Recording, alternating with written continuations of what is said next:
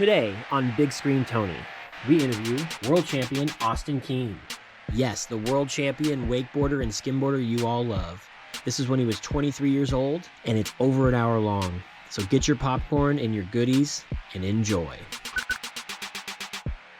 Ever done before with skimboarding. So me and Dave are pretty stoked on it. And we're stoked that Joss and Diana are opening up their backyard for us, you know? Right, so you can bring all the kids in and just do whatever you want to do. Yeah, and like we got all this open space. There's a pool, they have a in-ground pool, a trampoline, like fire pit. So there's like not gonna be any dead moments, you know? Right, and at the end of the day, I always tell people, I did a bunch of Hobie beach camps with kids, and like go through Hobie and Dana Point. I don't know if you've seen him on the water sometimes in the summer, but they, I don't know what the point of this was. Oh, dodgeball.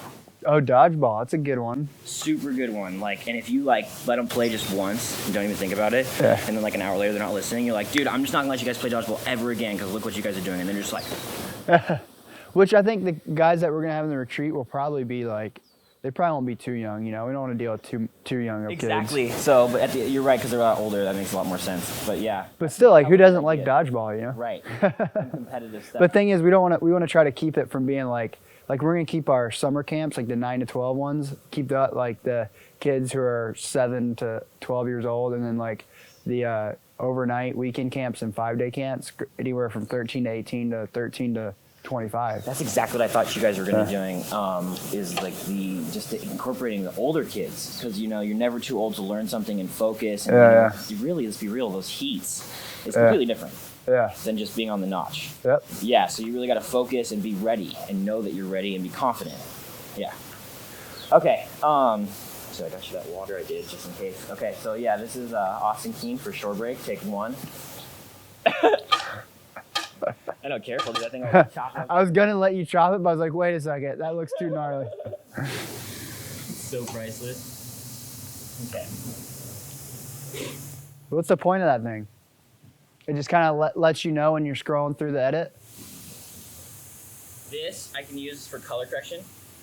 Oh. To help me in the long run, and then also that sound right there will link both the cameras.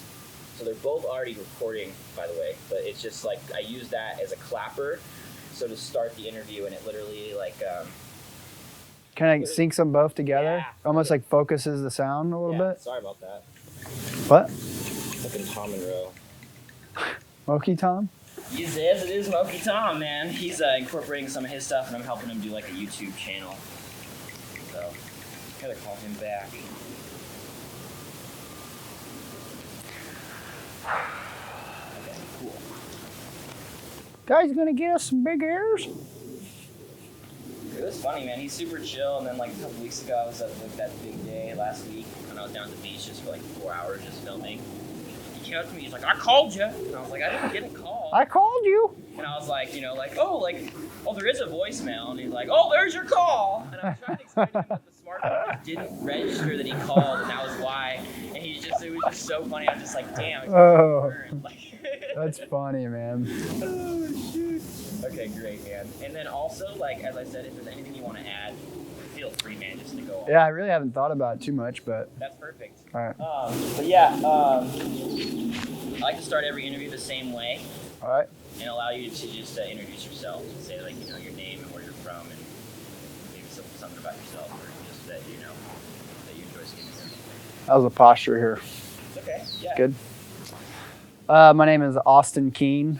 I'm 23 years old, and I'm originally from Savannah and Tybee Island, Georgia. I moved out to California about 7 years ago, and I'm a professional skimboarder. Perfect. I just want to double check this, let him come through.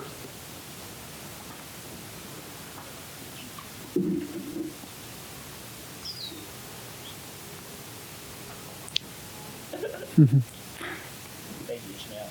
You're the man. Okay, so I'm going to ask you, this is just off the top of my head, do you ever heard anything about like the origins of skimboarding? Or like, yeah. Like about the lifeguards, or maybe about like the islanders or something like that you want to talk about? I mean, as far as like,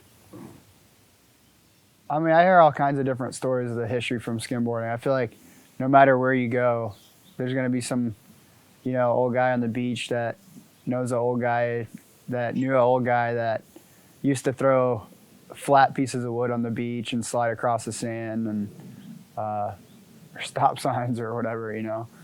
But like when I was growing up in Georgia, we used to call that wattboarding, you know. So it's like, I don't know. That's when I first started hearing about the origin of skimming, and then you come out here and you realize when it really started getting pioneered, and how it's just really cool to hear like the stories that a lot of the legends have. You know, Glenn and like Harry Wilson and Tex Haynes and Aaron Peluso and Chia, like just like the history of all those guys and how it like kind of all comes together is just such an interesting like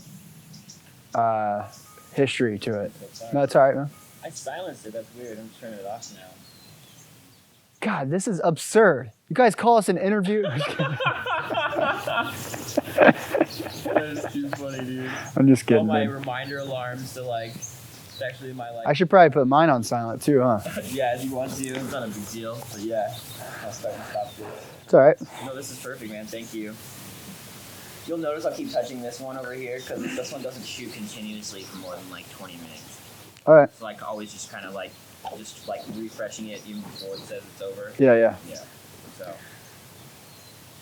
So So yeah, basically just, you know, history is very dynamic and interesting in skimboarding, you know, and there's two sides of the, you know, there's how it developed on the East Coast and how it developed on the West Coast. And I think obviously Laguna and California and Laguna in particular is definitely the epicenter of where wave riding came into play when it comes to skimboarding. And so there's actually like a bunch of big community in Georgia of skimmers. now there kind of is. There's like a good little, you know, group of people. It started off with me and well, actually, when I started skimming, it was just for fun. Like you know, there wasn't any waves for surfing, and you know, I would just spend hours and hours on the beach on Tybee, and I just got a skimboard for like $40, one of those wooden ones with the footprints on it, and started figuring out how to do that, and was just skimming in the tide pools. Next thing you know, I got like better and better. It was just fun, you know, just like something fun to do, like just go across the water. And then before you know it, like I just kind of like, just like everything else, you know, like when you're that age, you just want to take it to the next level. And then I met some people that like some guys like Matt and Tim who showed me like what, like kind of opened my eyes to what real skimboarding was. It wasn't just sliding across the sand. And I had a really good friend of mine at the time, best bud, like grew up with him, was like a brother to me, Brad Allison, and we were just skim buddies at the time. And you know, Matt and Tim, they like kind of coincidentally, like these are guys that we look up to at the beach. They were older than us. We were like, you know, 14, 15, 16 years old, and like they're older than us. They were doing stuff we'd never seen on a skimboard until we met them on the beach. And then coincidentally, like they ended up like, we saw their car driving down my street when I lived in town, and they lived right down the street from us. So like we were young and we'd go down to their house and jam out, and they showed us our first 10th Street Bros video. And I think that's what kind of like opened our eyes to like what skimboarding really was, and just kind of like changed everything from that point on. Because before we knew what they would talk about. Like Matt and Tim, they'd be like, do like a backside wrap. And we're like, backside wrap? Like, he's like, I just like, how do you do that? And he's like, just kind of schwacked a wave backside. And I'm like, oh, I could do that. Like, so I'd schwacked a wave backside, and he was like, what? Because I had some surfing knowledge already. And then, so anyway, when we saw that 10th Street Bros video, it kind of opened our eyes to like what they were explaining to us and what they were trying to like, you know, tell us about what real skimming is, and like how these guys were riding waves that were, you know, 6 feet right on the sand, you know. To me, it sounded sick because I surfed and I love surfing like really bully inside sections. And from that point on, we developed like a little community. Started skimming with some guys like Benji and Toby, and next thing you know, we just had like a nice little group of people. And me and Brad actually you know, we just loved editing videos ourselves. We'd just do it for fun because we had nothing else to do. You know, it's like what we did. We just did stupid stuff, edited videos and whatever. So we started making these little videos, and we called ourselves 17th Street Bros Productions, because we kind of lived in like a ghetto area at one point. Brad lived real ghetto area. I kind of lived semi-ghetto, and then we went to ghetto schools. Like, we just kind of grew up in that environment. So we thought it'd be like a fun spin-off, just playing around. And then we started putting on these little mini competitions on Tybee. When I was 15, he was 16, and we started getting, like, his church sponsored us with some tables and chairs. We went business to business, like Huckapoo's, like this little divey, like, pizza, like, outdoor hippie bar, gave us like $100 and a pizza for the event.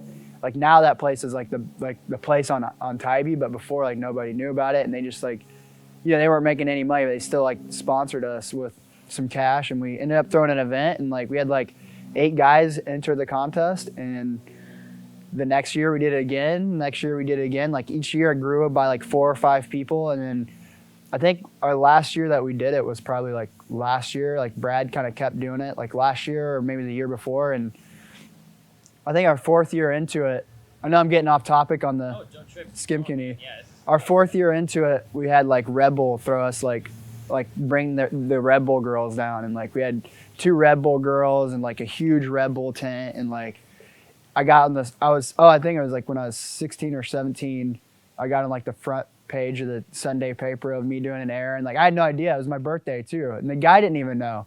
He said like my younger age, you know, at the time, and my mom like woke me up like 60 more. She's like, "Oh my gosh, you're on the front page of the newspaper." I'm like, "What?" I thought I was in a dream. I was like, "What are you talking about?" And like this guy, that random guy who would take photos like a week prior, like got me on the front page of this newspaper, and was kind of advertising our contest. And it was just like, skimboarding just was kind of like an interesting thing, how it just like snuck into my life, and just kind of like, it just kind of stuck, you know? It just kind of like, it almost stuck, and it kind of like molded the path of my life. And I mean, from that point on, from the point that Matt and Tim showed me that 10th Street Bros video to where I'm at now, you know? Do you remember the name of that video? Gosh, dude, I want to say it was, I want to say like Magic Carpet Ride, or it was one of their old ones, like real old ones. I think it might have been Magic Carpet Ride, really. That's perfect. Yeah, it was interesting. Does that ring a bell? It does, for sure. And also, is Tybee the name of the beach? Tybee Island is an island off the, basically just, there's a lot of little coastal islands off the coast of Georgia and South Carolina, and Tybee is just one of those little islands. It's probably the main spot. Like, if people are gonna vacation to the beach, they go there. Actually, it was in a couple movies recently. Like, it was in, actually the Miley Cyrus movie was filmed there, which was funny because like the house that we always partied at, me and my buddies, like Benji and Toby, their beach house, and Brad, like all our whole crew, like that ran the island. Like, we were like, it's funny because we were like this tiny little speck of an island on Georgia, but we still had that, like, we just felt like we ran things on the island in a positive way too. We weren't dicks, but we just felt like we owned the island sometimes. And like Miley was staying right behind us, and we knew it, you know. It's kind of interesting. And then the SpongeBob, which I'm pretty stoked about, the new SpongeBob movie was just filmed there.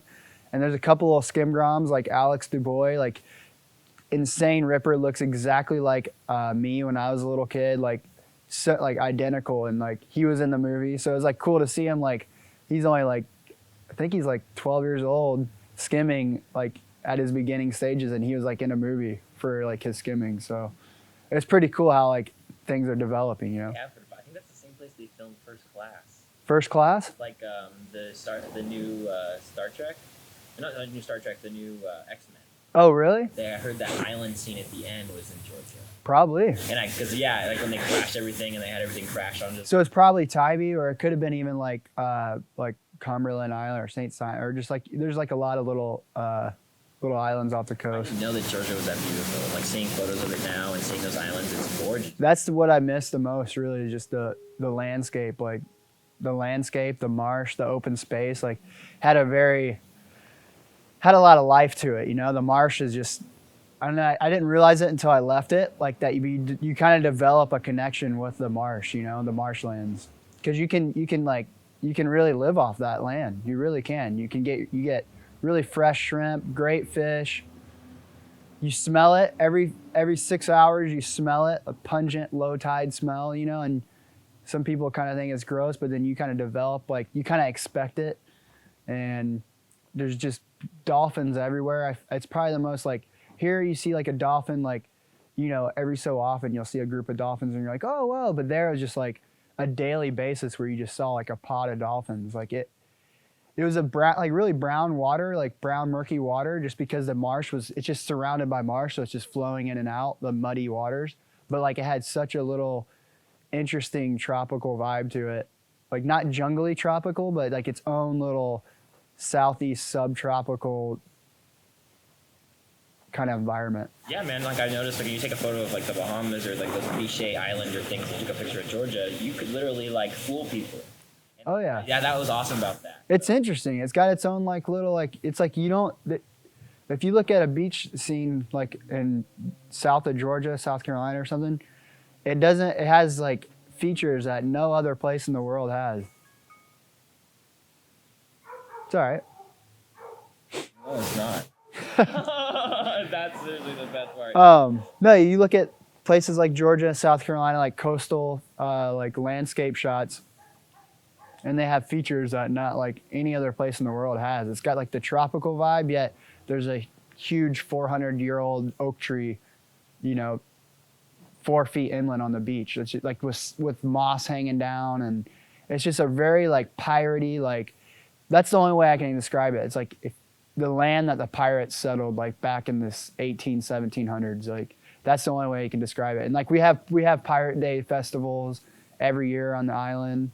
It's just got that vibe. Like everybody, like all the old locals sometimes look a little weathered and like old pirates or something, you know. Okay. But it's funny. Bill came to visit us. Like when the first year, probably my first year doing the whole tour, I got to actually travel. When I got back from Philippines, and Bill ended up traveling with me, which was really cool. And he stayed on Tybee for like a month almost, and stayed at my house there. And a house that I used to live in with my buddy, but he still had it, and he loved it. He just thought it had a really weird, like really interesting vibe to it. It had like that pirate vibe. He said the same thing, and just had like it's got a lot of like soul to it, you know? I think that's why I miss it. And it's just that energy that the nature has.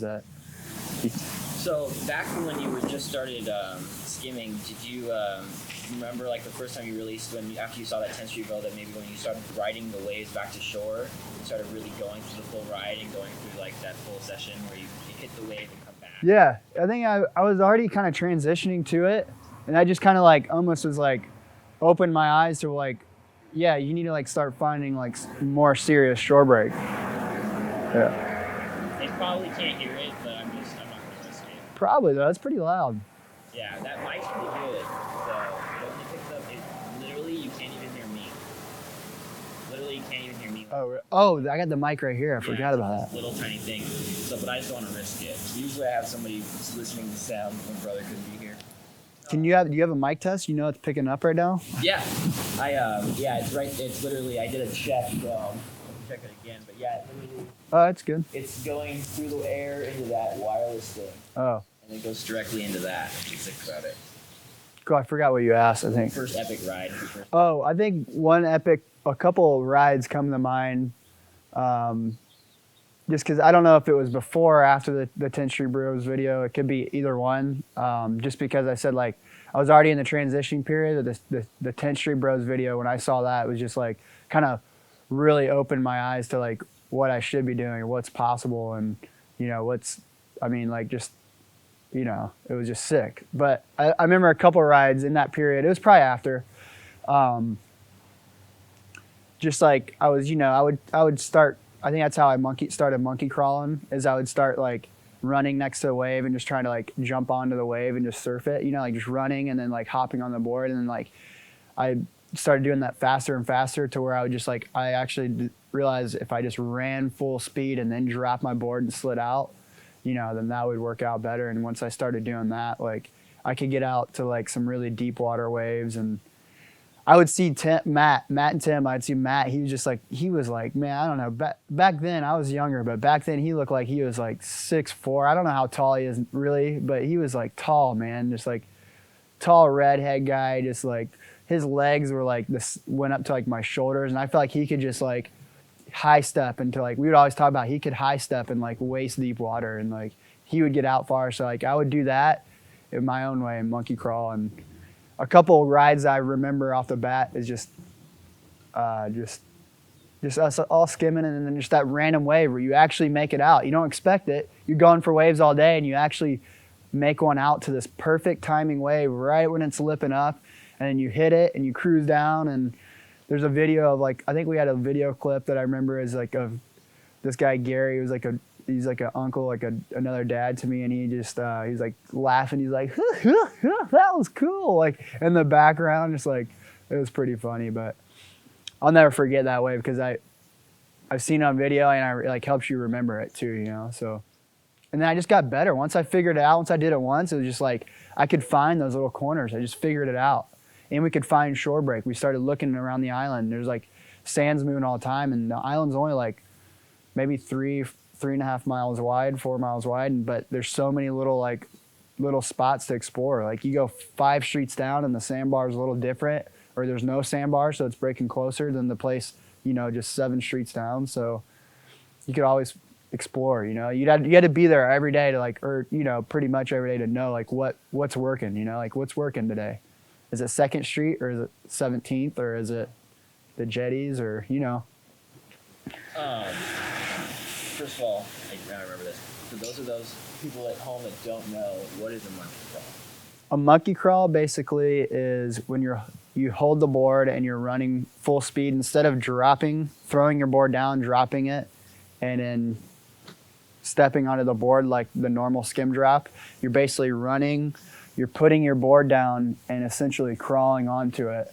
And it looks a little like, sometimes like people will notice it, like even people who don't skimboard, they'll notice like he got on his board a little differently that time, you know. They'll be like, isn't the same way he got on his board. And it just like basically helps you get out, gives you that extra step or that extra boost as you're getting on your board. You're kind of like almost lunging into which you kind of do a little bit dropping it, but this allows you to lunge into it with an extra step into deeper water than you would normally. Or like when that water's rushing up, you can't take that step into that waist deep water, but you can kind of lunge into it, you know? And I think that's kind of what helps you. When you dial it down and you got that perfect transition where when you're lunging and putting all your momentum into that last lunge and step onto your board, I think it's like what really helps you to just move out there. I mean, and it's not good in all situations. It's better for certain situations.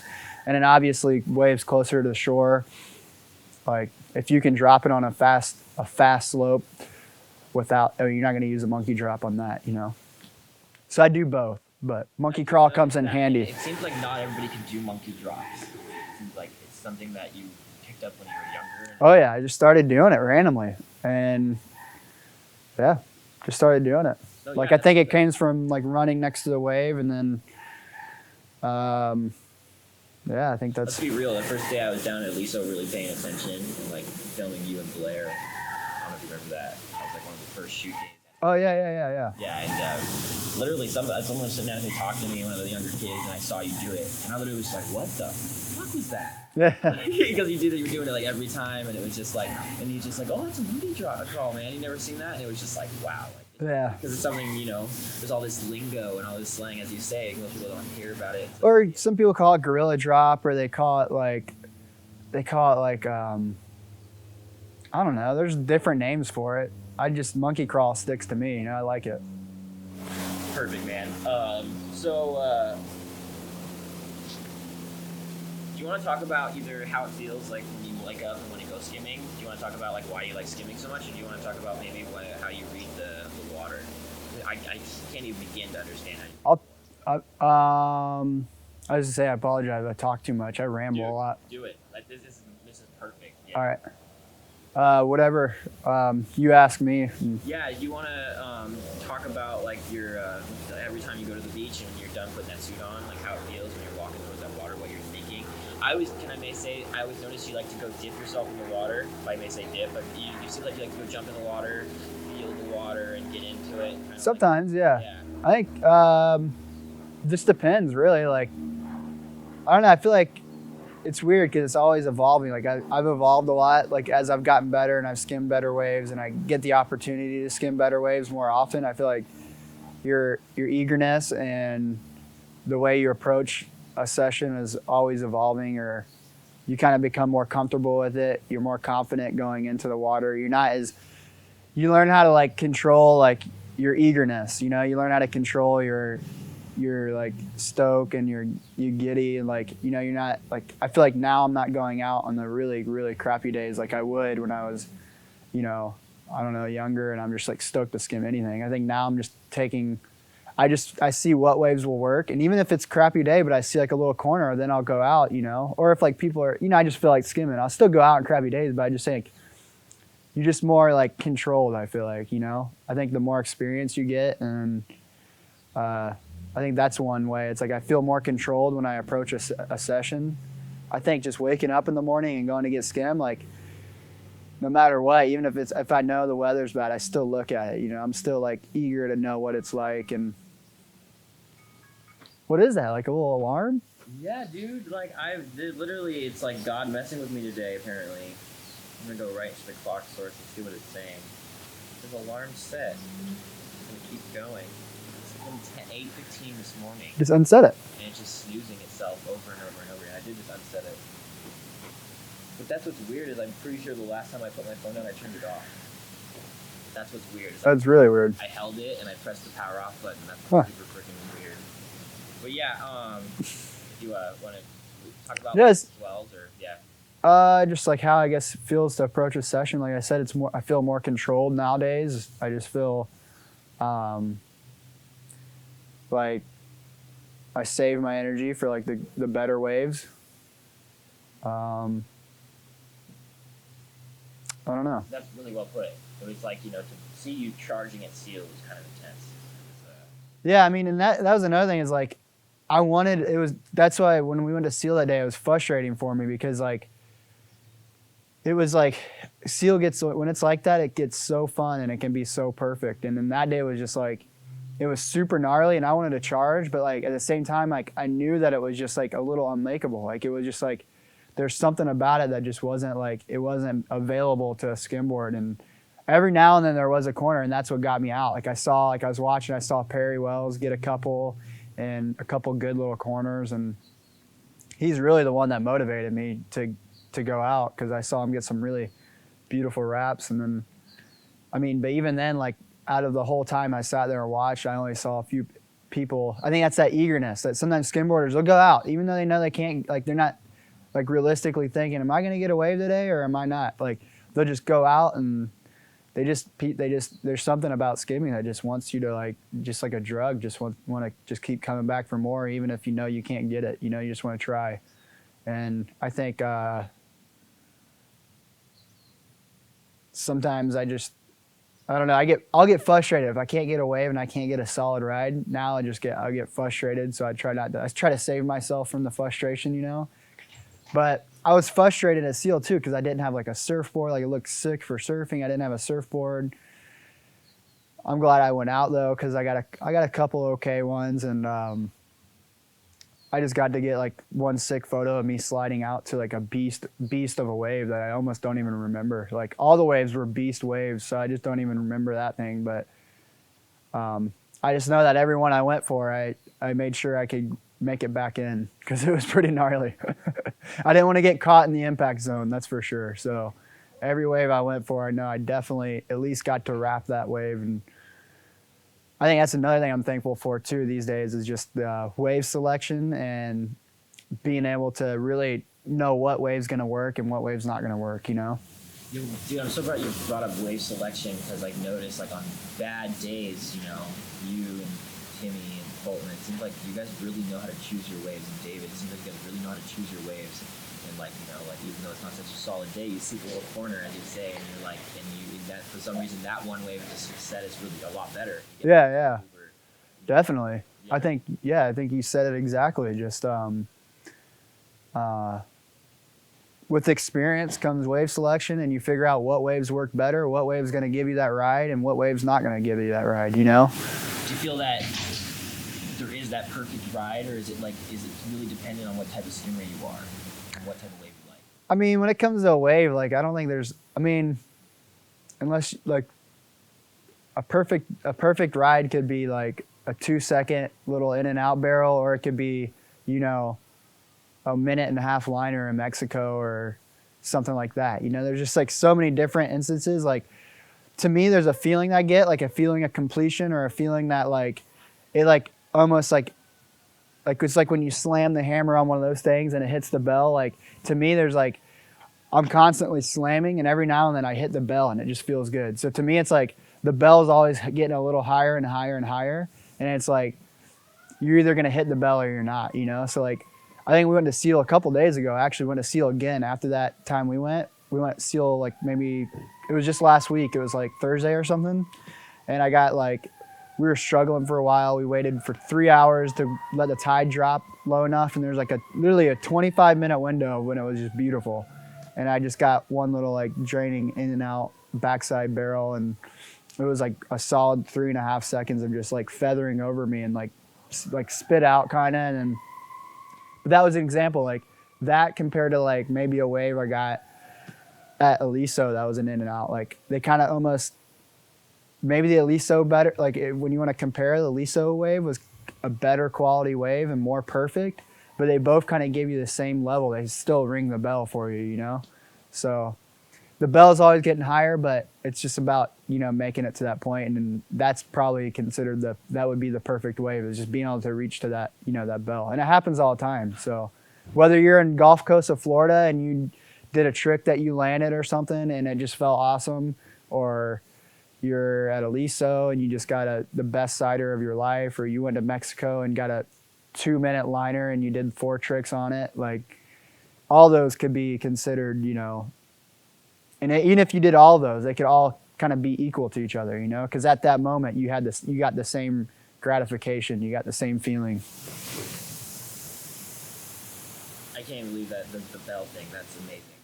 That was perfect. I wasn't talking about that or prepared that. No, I just thought about that. That was really good, man. That was perfect. That's priceless. Do you want to talk a little bit about the friendly culture around skimboarding, or maybe that would... Yeah, definitely. Maybe almost not too friendly, but now it is, or... I think definitely there's something about skimming that has a very community-like vibe to it, and I think that's why the sport does so well. And I think that's why even more it's getting accepted by the public even more now, because it invites everybody to skimboard. It kind of brings people from all kinds of different like walks of life and different careers and different paths. For example, I used to surf in contests a lot, the Eastern Surfing Association, the E.S.A on the East Coast. And from when I was like 11 to probably 15, I was doing the E.S.A and I did well. Like I would go to the regionals and I'd go to the East Coast Championships in Hatteras. And, you know, I had like a couple little flow sponsors, like Hurley was sending me some wetsuits and stuff, and like got some cheap surfboard. Like I was doing like I was on the path of like succeeding in the surfing industry or whatever, but obviously a very low scale. I was a Grom, but there's something I didn't like about the surf contest. The surf contest, like I feel like as when I was like 11 to 14 was when the surfing was kind of like on its way to really, you know, it's already blown up, but it was on its way to even becoming more of a professional sport more than anything. And I think kids were taking it like, it was when Groms first started really it was that era when Groms were even starting to take it really seriously, and there's just like a really, really kind of like, I hate to say bad vibe, but it was kind of like a not really friendly vibe, and it was a lot of ego in the sport, and I think that's what kind of drove me away from contests. Like success doesn't even cross your mind at 11 and 14 years old. You're not worried about being successful, so it's like, why am I doing this? Like if I'm not really enjoying it that much, like I enjoy surfing, which kills me because I want to go I want to travel to go surf, and I want to have I just want to go surf and go have an excuse to go to these spots that have way better waves in Georgia, but at the same time, I don't want to have to compete with these guys or be in that, like, always feel like I'm not equal to, like, they just had some kind of vibe that always made me not feel like welcome or not feel equal, or, you know, I just didn't, you know, so like, not that it would bug me a little bit, but I think I was just like, I just didn't have time for that. Like I grew up in like I grew up like we're like the kind of scenarios I grew up in was just like, if you're not, you know, I guess it wasn't high-headed, but I just like, you know, I just like, there was a point I'll never forget. It was like, I think I set a record in an E.S.A contest for the most interferences in a contest. I got pretty pissed off. There's like some kids, there's like 3 guys, 4-man heat. Waves are coming in every 15 minutes. And it's hilarious looking back on this now. But like waves, it was a regionals. It was in North Carolina. So I traveled all this way for this contest. And I make it through a couple like rounds. I'm like in the 2nd or 3rd round or something. And it's a 4-man heat. Waves are coming in sets of like maybe 2 waves like not every 15 minutes, but say realistically every 6 minutes. And it's like a 12-minute heat.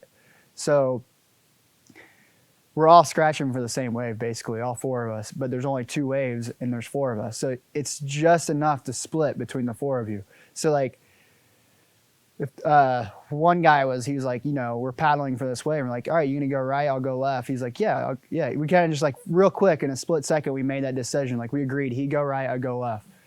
So I drop in, I go left, and right as I make my bottom turn on my peripherals, I see this kid to the right of me. So like he said he was gonna go right, he went left, so that made me like, that considered me dropping in on him. So like, even though we agreed, like he had a perfect right, I had a perfect left, as an A-frame. And like, I was coming from my bottom turn and I saw him like go left, and I'm like, what are you doing? And I knew instantly that when he went left, it was like causing interference on me. You don't have to film all this, I'm just telling you a story. For sure, yeah. But he caused like an interference on me, and so I just snapped. Like I just like, you know, back then I didn't have any like filter or any like, you know, there's no reason to have a filter. There's no reason to be like controlled or, you know, just like, so I just like I did like saw him on my peripherals, their turn, and I just like came up and just like pushed him off his board. Because I knew I was screwed after that. You know, I got my interference, like the waves that we're already getting are like struggling points anyway. Pushed him off his board, paddled back out, and I just, from that point on, I just kept dropping in on him and like was just like over it. I pushed like a couple kids off their boards, and I came in, and it was pretty funny. I was like really upset, and then, you know, the contest organizer, Georgia District contest organizer, Jeff Mosley, he would actually be the announcer for all these huge contests, and he was like he's the guy who ran the Georgia District contest. He's small little district, but he like kind of was a big guy in all the E.S.A. He came from the booth and was just kind of like trying to hold back his laughter, but just like, what's going on, man? Like, what are you doing? I was like, dude, like you saw it happen. Like he saw it happen, and he just didn't expect me to like handle it that way. But no, they see the eye checks. You know, you're paddling, you kind of just check each other. You know, like you go that way, I'm gonna go this way, and it's just like, that's ridiculous. I didn't realize, like, you know, that's competition though. You know, like the ASP, they'll do that now. Like, but back then I didn't know. I got pissed off, and long story short, my whole point is like, there's like an ego and the whole like the surf industry vibe and contests and stuff like that. I'm not making like, not just surf industry, but just saying like, there in those contests, I felt like not as a welcoming. I think I already said it, but I didn't feel as welcome. I didn't feel, there wasn't friendly. There wasn't laid back vibe to it. It was almost like I was going to a golf competition. Like there was prestige. Like there's certain guys who have been in the E.S.A for longer, and they were like, people like were super friendly with them, but it didn't seem real. You know, it didn't seem like a real friend vibe, and it was just kind of, I was just like, I saw it and I was trying to, like, I wanted to be included, but then I was like, it was a waste of my time because I didn't have any interest in it. I just wanted to surf. And I don't know, I think skimboarding competitions, when I started skimboarding, like I just went to my first contest in Volano for fun. And I think it just had a different vibe to it. You know, people were killing it. People were going all out. They were charging, they were going hard, but everybody was like, if you were going, they were letting you go. When you were ready to go, you were going, you know, and nobody was just like running in front of you because they know that they would, you know, like somebody's going to get hurt. We're not going to do something stupid like that.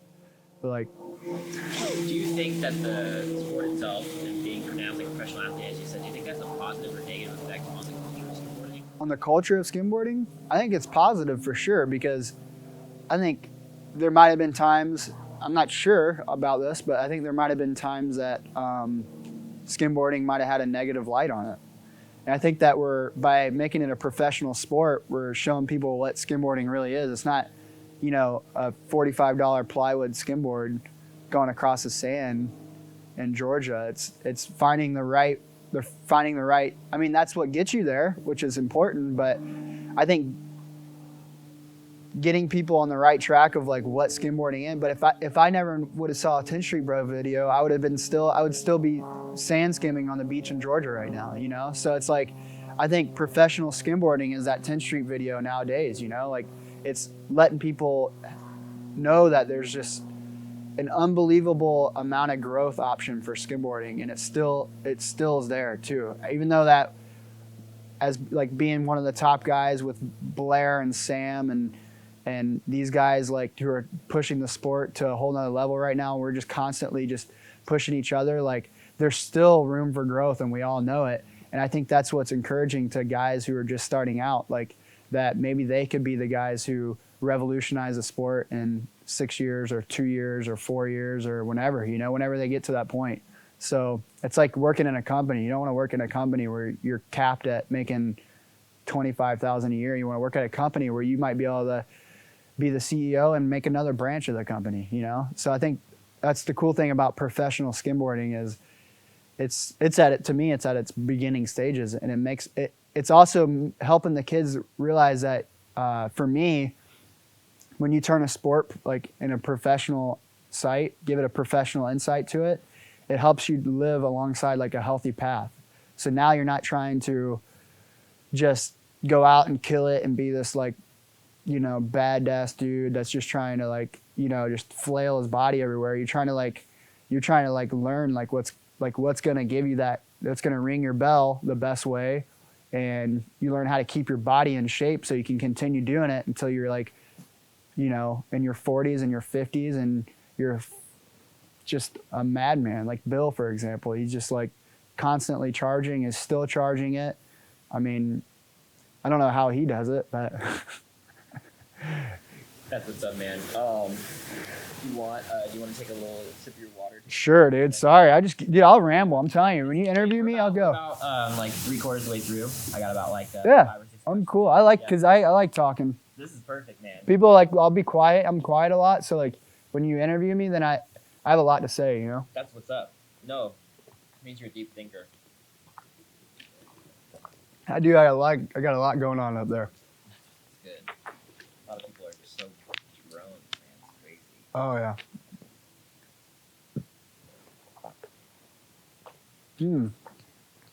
I'm glad you told me to take a sip of the water, man. Yeah. You start to get monotone after a while. You just keep talking, you know? And then you don't even realize it, but yeah, it's just like your throat gets a little, because you're just talking. I'm technically not conversating with you. I'm just sitting here listening. So it's like... I'm also thinking like the more I talk, or like I'll try to, like sometimes if I say something a little weird, I'll kind of re-say it, you'll hear. Because I know it'll probably be better for you. You can kind of get a better... It's actually perfect, because when you re-say it that perfect time, yeah. I go from this camera to that camera, and you can't even tell that you stuttered or anything like that. That's why I have two going on at the same time.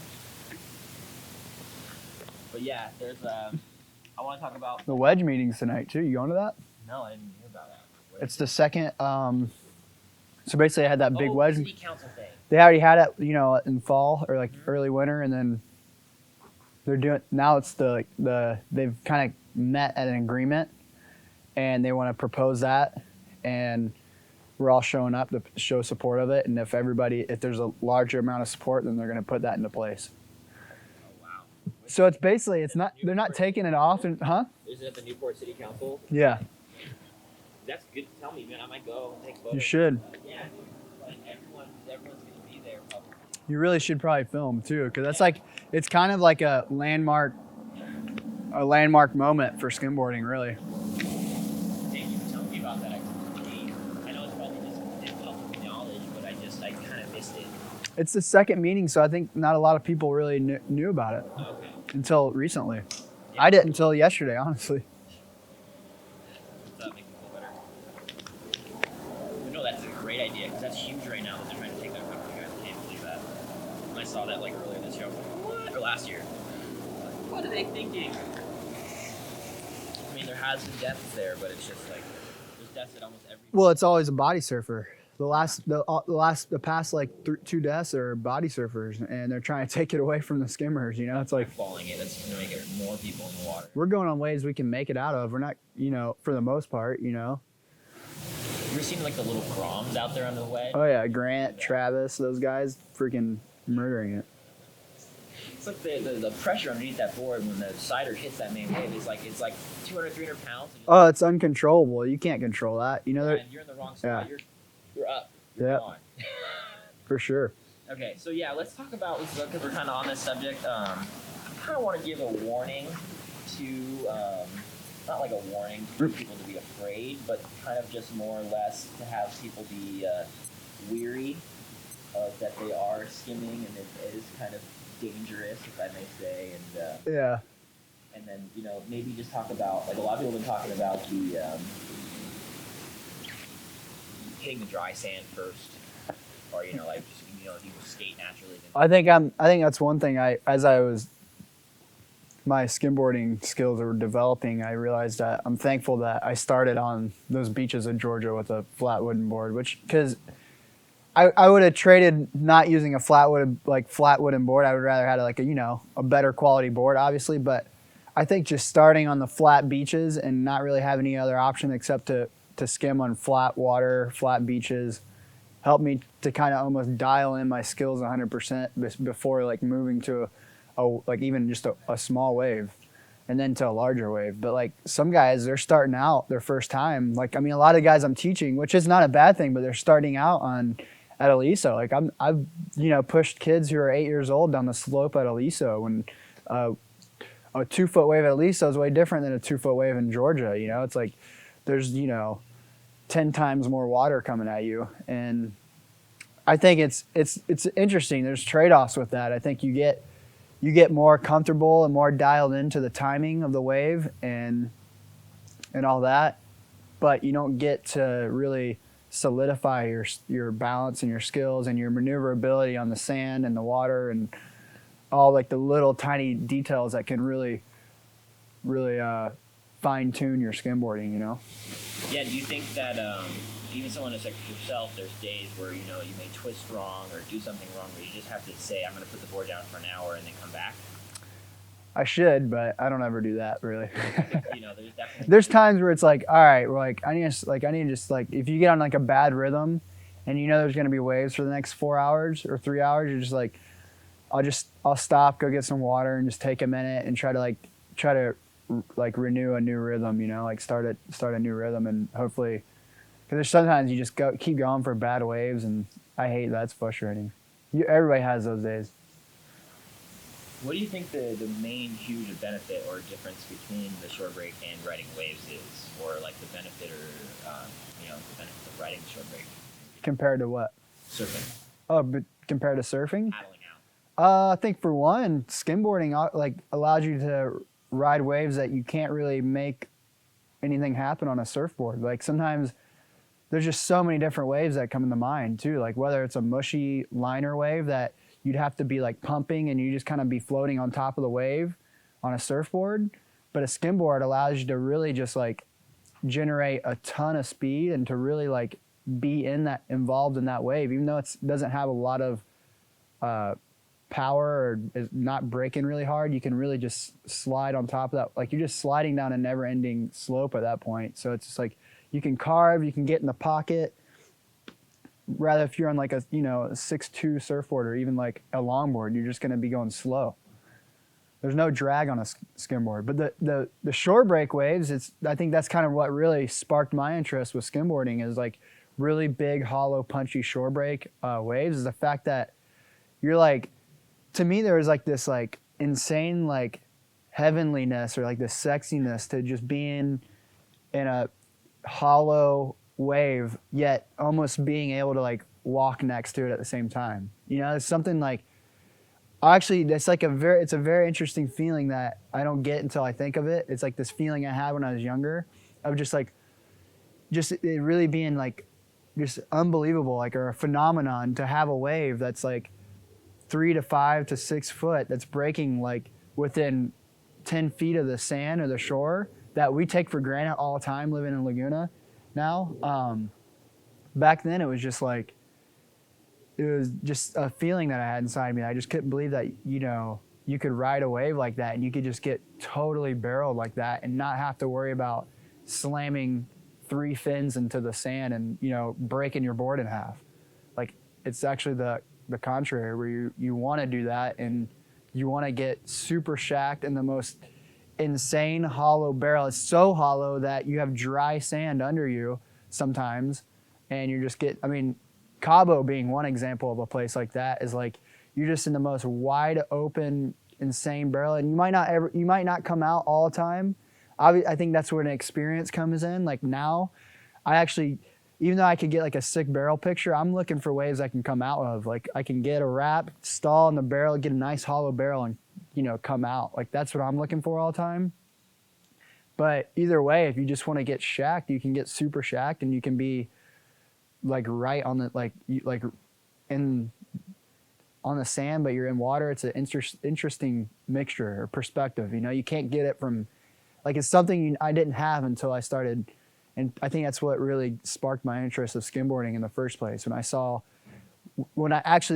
and Tim were telling me stories of this place in Florida, like Volano or St. Augustine or Fernandina Beach, like these beaches in Florida that they were like, no joke, dude, they have 5-foot waves breaking right on the sand. And I'm like, yeah, right. There's like nowhere you can skim that's like, you can slide into a wave. Like I was literally trying to break it down. I was like, you can slide into a wave that's like 4 foot, like 5 foot, and ride back in. Like I was like seriously trying to break it down, and he's like, yes, I'm telling you, there's places that you can get Shorebreak. Like I just didn't believe it until they showed me the 10th Street Bros video, and I was like, that's insane, dude. Like that's beautiful. It's beautiful. It is. Because like even that wave, if you paddle into on a surf, you paddle in, drop in, you couldn't really even get into the pocket that well. But skim, that wave is such a longer ride because you're utilizing every little inch of the wave on a skimboard compared to a surfboard. I mean, I could talk about it forever. Like, let's talk about the evolution of jumping off that board and now you're doing step-offs. Oh, okay. Yeah, let's talk about how I think that maybe something like that could allow it to get into like more of an Olympic realm. Yeah, I think you're right on that. I think actually doing step-offs or doing toe-ins like Brad Donkey was doing, and like what I'm doing now is not at, you know, the level of towing into huge, giant Mexico, like insane waves.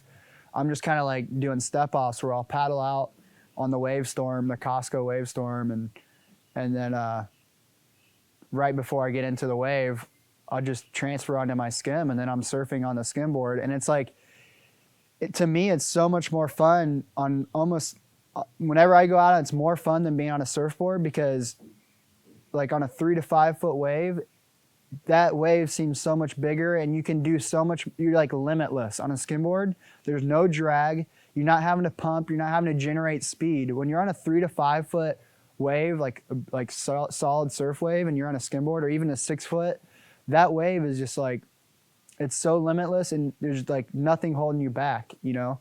So you can just really like, you can be wherever you want. You can be like 20 yards in front of the wave, or you can be perfectly back in the pocket 1 second later, you know? And you can turn. You can really use your rails and your tail have a lot of, they have a lot of effect on like turns. Like you can throw huge sprays, like almost bigger sprays on a surfboard, because it's just like pushing water, like in, I don't know, it's insane. You can do shove-its, like you can side slip, and you can kind of get wherever you want on the board and do a nice long roundhouse turn back into the pocket, and you can be perfectly in the pocket just chilling, or you can just blast down the line right after that, you know? Like it's hard to explain, but if you figure out how to ride a skimboard onto a wave, like it'll make sense, you know?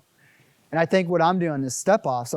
Basically, I call it step-offs, and, you know, Max Bourne does it. He kills it. He's a charger doing it. And I mean, he actually he was like, when he was a Grom, he was like motivating me to do that. Cause like I'd be skimming at Thalia and it'd be kind of fun. And then I'd see him just like trying these transfers like onto the skim. I'm like, what the heck? Like that would be epic to be on a skimboard on those waves. It'd be like perfect skim wave. So I was like, I got to do that. So I got a wave storm and started doing it. And you basically put out the front of your board. You either jump onto the skim, just like walk onto the skim right before you pull into the wave, or you just kind of put it next to you and just, I mean, to me, I got it like, it's like, I've done it. I've been doing it a lot this year. So it's just like dialed down,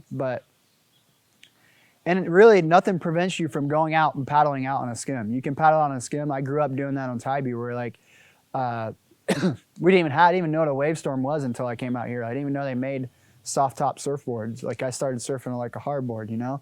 So, but like at liner spots, if the liners were too far out, I would paddle in on my skim, and it's perfectly possible. But out here, like if you wanna, you know, 45-minute like scurf session where you're surfing on a skimboard, paddle out. But if you want to go out for 3 hours or 4 hours or 5 hours, go take a wave storm out so that each time you come in or have to find the right part of the wave, like that wave storm just puts you there. So it's kind of like your tow truck almost. So it's like, it's your jet ski. It's like when I'm at Oak Street or something or Doheny and I want to paddle way out, or I'm at this peak, but I can see a wave coming in over there. On my skim, it would take me, you know, 3 minutes to get over there, but on my wave storm, I'm there in 30 seconds. And as you're saying that, flat top, it's like you see, let's be real, 300-pound men on those things. Oh yeah, it's like, and you put me, I'm 153-4 pounds. Like, I mean, I just literally just transfer right off. It's literally a jet ski for me. That's how I put it. Like, it's almost like just it's just a tool that gets me into the wave effortlessly. Do you think, because I've noticed, you transfer. Let's be real. I do both, yeah. Okay, you do both, because most of the time I see you do the transfer, and so I've seen, because David does a lot of mostly the stepping off. But yeah, dude, like, that transfer, like when you grab and you jump, do you think that like you're throwing your weight helps you?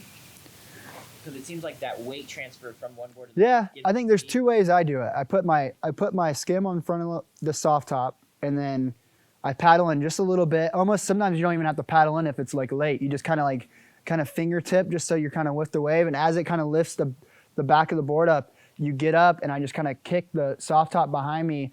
As I'm kicking it behind me, I'm taking my next step onto the skim, and I'm on. You know, that's the step off kind of method. Otherwise, to me, the most comfortable and like the easiest way to do it is where I get some momentum with the wave, and I get some paddling momentum just a little bit with the wave, and I just the board almost naturally scoots to the side of the board, and I just almost like a monkey crawl, and I just crawl right onto it, and I'm solid, I'm good.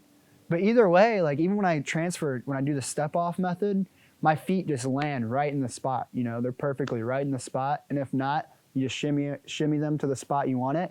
And sometimes I'll be on this beautiful wave that like on a surfboard you couldn't paddle into that early. But I'm just like on this perfect, beautiful swell, and I'm like, are you serious? Like you almost have that wave is just like available to you with no fins. You're just like, you're in it. You're not floating above it. You're in the wave, and there's so much available, you know?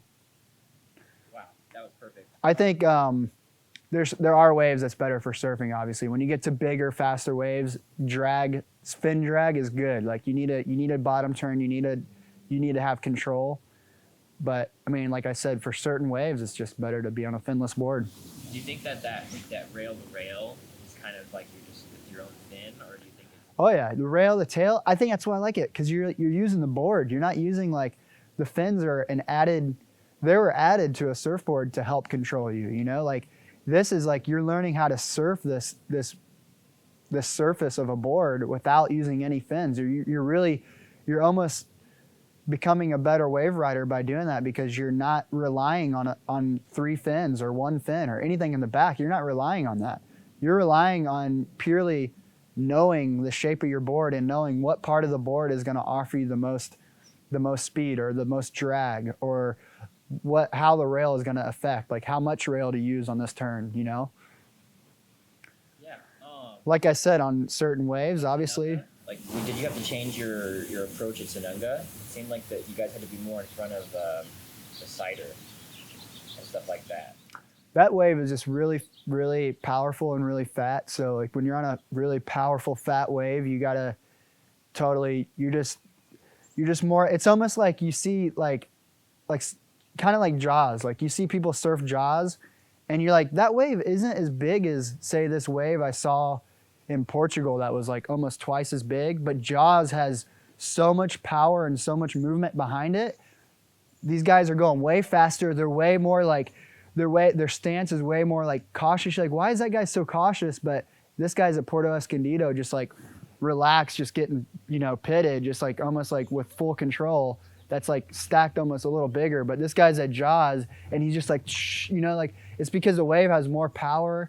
It's just more gnarly. And I think that's how SUNUNGA kind of was at one point, where you're just like, you're more cautious. Your tail, you're really just trying to slam your tail down and get that drag as much as possible sometimes on the bigger ones, There's obviously really beautiful smaller waves that you could just full control, just control yourself, get in the pit. And so did you, how was it like, traveling? Was that the first time you went to Brazil?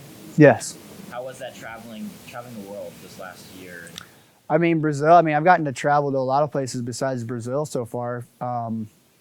I think my first trip that I went for exile was Australia, which was interesting because I had literally just got back from a 4-month trip in Philippines that same summer. So it was a really big travel. Actually, that whole year, starting in say March when I went to Philippines to June when I got back, that was just a big year of traveling for me because I went from Philippines for 4 months, which is I could talk for 14 days about that entire trip because it's just like 4 months felt like 2 years, and it's just such a different experience for somebody who's never gone to not just a different country but a third world country, and just it was just insane. But so 4 months there, came back for a few months, and Exile offered to send me to Australia for like a skim trip there, and I was just like, are you kidding me? Of course, like heck yeah. And so I got to go to Australia for 2.5 weeks, which is a whole nother trip I could talk 3 days about. And then that had like a little dead time in the winter time. And then before that year cycle was over, they approached me about Japan in May, like literally right after the tsunami happened, which I was a little cautious about. It's like, what are they just sending me as like a little test dummy to see if the radiation's okay? So, and I was like, I don't know if I should do this, but I talked to Peluso and a couple other people, and like, media always hypes it up, which it wasn't like hyped up. It's a serious issue, but I just wasn't sure, like at that moment where I was going, would I be affected by any, like radiation was just all of a sudden everywhere, you thought, when that happened. So I just wasn't sure what to do, but couldn't be more happy that I went because it was uplifting for the Japanese skimboarders and the people just to see that, we weren't afraid to come there and just like, just almost like still be happy and still have a good time after such a bad disaster. But to get back to the point that that entire year was probably one of the biggest years of traveling I've ever had. It was just like 3 totally different, insane countries. And each trip was pretty lengthy. Philippines for 4 months, Australia for almost 3 weeks, and Japan for almost 3 weeks too. Did you feel that the sport itself helped with the language barrier? Yes, yeah. Any way you can connect on some type of level helps with the language barrier, whether it's whatever you're doing. If you're surfing, you're skimboarding, like whatever sport you're there for or whatever event you're there for, if you can relate on some level, or it just helps with that language barrier. I think skimboarding also has like that very real vibe we were talking about, a very friendly, welcoming vibe. So like not anybody, but like almost everybody who's in the sport has that down to earth, like rootsy vibe to them. Everybody's mellow. Like everybody's just like, it's interesting. Like you're okay with that person's okay with you. Like there's just no like, it's not really any bad energy, really, especially different countries. Like I think I saw that the most when I went to Chile. It kind of opened my eyes. It's like they asked me like why I like skimboarding. I told them, and then I asked them why they like skimboarding so much, and their answer was that it brought so many different people together to meet up for one thing that they all shared in common. So you had literally a copper miner that was best friends with a kid who is an astronomer that almost has a PhD in astronomer, who's friends with the family doctor, who's friends with, you know, the guy who's going to school, or the guy, you know, it's just like, there's so many. I was like, when they would tell me, like, when you're in another country, like, you're an astronomer, are you kidding me? Like, cause we're like all like skimming, we're barefoot, we're playing guitar, we're eating tuna out of a can, like by a fire. And we're just like, you're an astronomer, you're a doctor, you're a lawyer, you're a copper miner. We're all hanging out. I'm a skimboarder from freaking Georgia. Like, it's just interesting how it brought everybody together, you know? And I saw that in Chile. Everywhere, man, you just get skimboarding. I'm so thankful. It hasn't just gotten me places, it's gotten me to the best part of those places. And it's gotten me to meet the best people of those countries. And I think that's what I'm thankful for the most in skimboarding, is the travels and the perspectives and the opportunity that it's brought me in every single country. It's not just going to a hotel, you know. Give me the chills, my friend. Thanks, man. That's what's up. Where do you see the future of the sport going? And like, you know, like, even it sounds like, you know, even though you're just, let's just say, you're not even in your prime. You're so many years ahead of you. I hope so. Yeah, you know, like, I'm going to tell you right now, I'm not going to lie to you, the way the legends talk about you. Thanks, man. And the way, you know, like Tex Haynes, quote unquote, Austin Keene is here. Wow. The 10th Street Boys era was a great era, but right now, this new era is different. Wow. You have people from all over the country. That's pretty cool. So, you know, it seems like you're already interested in passing the torch, even though you're in your prime, like with these camps and how you interact with the Groms. I don't know what it is. I think it's just like opportunity. When opportunity is there, you do it. You know, it's not like, I don't really want to see it as passing the torch, but it's an opportunity for, it's just, you know, that if you don't pass the torch in a positive light, then it's not going to grow, you know? So it's like, I'm not really passing the torch yet, but I'm like showing them that there's opportunity for the torch, you know? So it's super encouraging to hear what you just said about, you know, what Tex Haynes said and just stuff like that, because skimboarding is such a high impact sport. It takes a big toll on the body, and it's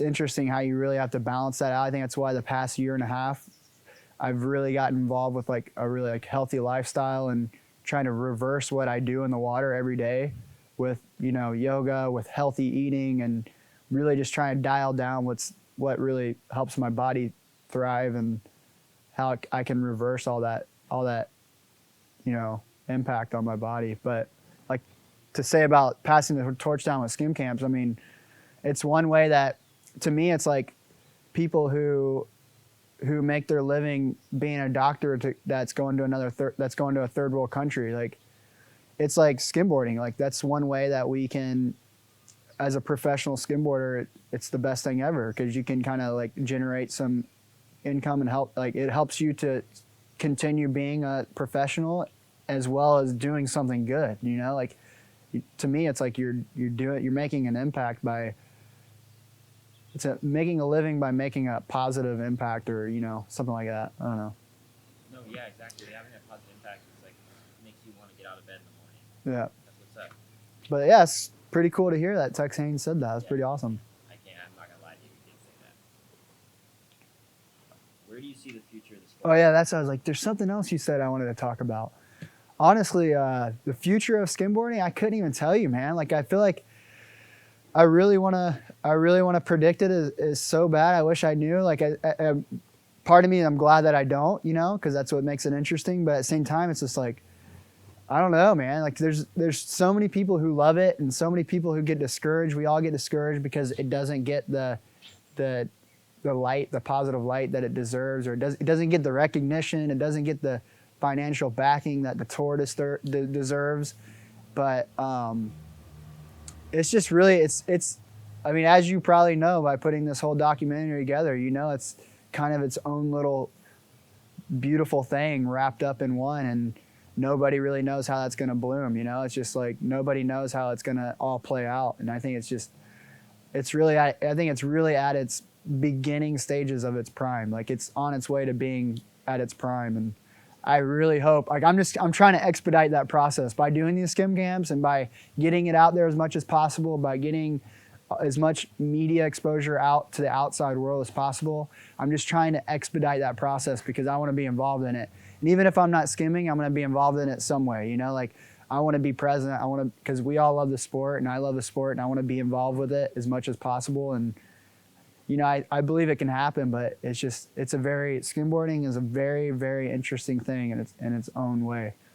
Nobody knows how it's going to unfold and no one knows. I mean, just don't know what's going to happen. I can't see the future of skimboarding. I know there's a huge future. It's a very interesting, fun, exciting explosion of a future, but I just don't know where it's going to go. Is there anything you want to add, buddy? A message to the Groms and stuff. Something I see. Perfect. What's up, brother? Oh. So yeah, man. Oh. Yeah, man. As I said in the beginning, you want to introduce yourself one more time? All right. Yeah, and just and then also, if you want to thank your sponsors. All right. Yeah, that's Cool. another thing that we want to like everything you want to do. So. My name is Austin Keene. I'm 23 years old, originally from Tybee Island, Savannah, Georgia, and I'm a professional skimboarder. It's a wrap, bro. Oh, should we add some? Oh, you want me to add sponsors? Yeah, sorry, my bad. Yeah, that's thank your sponsors and anything. I'd like to thank my sponsors, EastCoastSkimboards.com, Exile Skimboards. Let me start over because that sounded weird. Fine, yeah. I'd like to thank my sponsors, Exile Skimboards. Shit. I need a list here, dude. Do you want to take your phone out? Huh? So you don't miss anything? No, I got it. No problem. I'd like to thank my sponsors, Exile Skimboards, Free Waters Footwear, Spy Optics, EastCoastSkimboards.com, Mostic, Clothing, On a Mission, Traction. Is there anybody else? Jenga, you're going to talk about them now. Not yet. I think I hit them all. Okay, cool. That's what I Hold on, let me just think. Yeah. I'm the worst with this, dude. The HitPlayYoga.com. Fuck. I knew I was missing somebody. say it again, yeah. They're important too. All right. Sponsored by Kung Fu Tonic. Not really sponsored, but Eddie. he hooked it up. Yeah, I guess. I'd like to thank my sponsors, Exile Skimboards, On a Mission Traction, Free Waters Footwear, Spy Optics, HitPlayYoga.com, Mostic, and On a Mission Traction. Did I say On a Mission Traction twice? No. You said it the first time twice. Oh. Yeah. You said 1612 as the address. Really? Yeah. You're the first person to tell me that, and I've sent that same fucking thing to like 30 people, dude. Fuck. Replay XD cameras. Oh. Just fucking take out the sponsors thing, dude. I don't. Should I do it again or what? You want to? It's not a big deal. To be honest, I was thinking about do credits, music for the credits, and if you want to redo it, we can, especially replay, because I might. Well, you're gonna do this in 2 years, right? This Yeah. thing's gonna come out in 2 years. Things could change from then, honestly. Perfectly. That's a great answer. Yeah. Yeah. So let's just cross that out, please. Take a seat really quick. I want to take a photo. Like, you could. You never know. Maybe like we said, some bigger companies. Maybe Subaru gets involved. Did you watch the Super Bowl? Would be sick, huh? Have you tried hitting them up? Kind of on that. Trying to actually. I haven't started, but we're approaching those bigger. I've approached some big companies. You know what? Let's But- talk to Jeep together, because did you see that commercial? Yeah, skimboarding. Yeah, there was a skimboarder in the commercial, and I Is that Flatland? Yeah, I contacted their headquarters, and they said, call them later on this week. They were still stressed on everything that was going with the Super Bowl. But yeah, it literally I think that's literally where it's going. And I see skimboarding, and dude, I see skimboarding pretty soon. It's gonna be one of those things that it's like say like. It's gonna blow up. What? It's gonna blow up.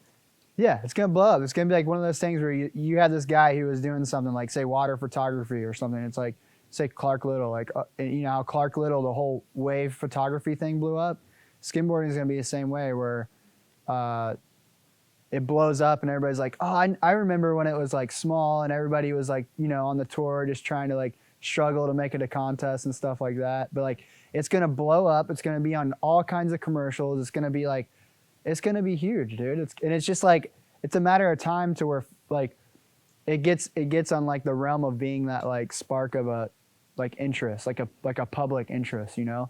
But once it does become a public interest, like the imagery in skimboarding is so sick that everybody's gonna want a piece of it, and everybody's gonna have a piece of it because there's so much media available. Surfing is already like up there. They already have car companies and like beer companies. Yeah, but they're gonna want something that like they're gonna realize skimboarding has way sicker imagery, and it's gonna be like, and they're gonna come to us, and the surfing industry is gonna be super fucking jealous. Oh, sorry. No, that's I mean, Is this really your house? No. This is Horace Knoppenberger's house. This is an architect in Laguna who's sponsoring Shorebreak. And I would say his sponsor goes up to about 40 grand.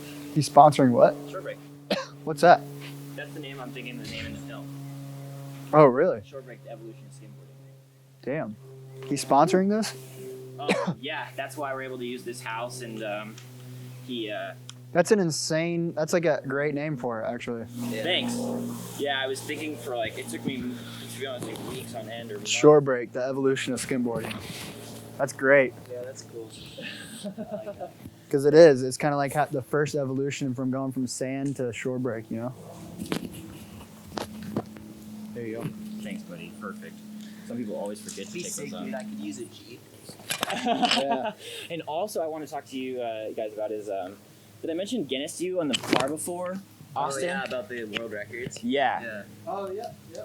So if you think like, you remember like how the water was set at Seal? Yeah. If there was like a man-made pool that we made, how far could you go without swimming? pumping? Just momentum, Be like a side with no slip? cider. I don't know. That's what they're interested in, is distance covered, most tricks done on a single wave, longest ride, and stuff like that. It would be interesting just to do. I mean, I know it wouldn't be like the skimboarding we're trying to promote, but it would at least give skimboarding some kind of light, you know? Yeah, and to be honest, it was like when I first started And you talking, get to freaking have a plaque that says you have a world record. Yeah. and they give you trophies and stuff. You'd probably have to just use like a big board like a big flat. Austin would definitely be someone to do the plane out one for sure. And Just warning you guys, George is going through all his videos because video submissions count. What? to see how do they track like distance and stuff though? They just like It's they can do it on like the computer programs or whatever. What the hell just happened to this thing? There we go. This foot broke last week, and luckily I only need the top two. But yeah, definitely that's what I was thinking too, to give it some positive, just publicity too, because it would be like, it would hit the papers and be like, you know, blah blah blah, great school record during shoot, blah blah blah. That's really what we were going for. That would be cool. Like most shove-its in a row or something. Right, but I just was just saying that to you because we don't want to go bust 5 and then have to whip out a video where he does 7. Yeah. But who has video of them just on a flat like? Right, just going for as Area. many in a row like Rob Bearday did. That's exactly what they want. They want us to, you guys. Is that how Rod Durdick got so big? like He got a record? no. Yeah, and He didn't get so big. He like purposely tried to like break like 120 like world Skate records. records? Yeah, and He was doing like kickflip like 50 of them in a row in like the least he- amount of time He or set something. up the longest Really? rail on like the perfect grade, so all he had to do is just literally just hit it and just go like, you know, on Tony Hawk Pro Skater, where he's just like sitting this and he's just grinding like a Yeah, 112 foot rail. He went so far. Yeah, is there a bathroom I can use? Dude, there's not. If you want, we can I can go to hold my it. house. No. Sure. That's cool. Are you gonna go I skirt? live right up the road. Perfect. Like Dana. Are you gonna go skirt? Oh, I thought those were my glasses. I was like, whoa, my glasses are on. All right, bro. Are you gonna go skirt? I don't know. You check any waves anywhere? Oh, it looks Dude, kind of how are wet. these glasses? I just got them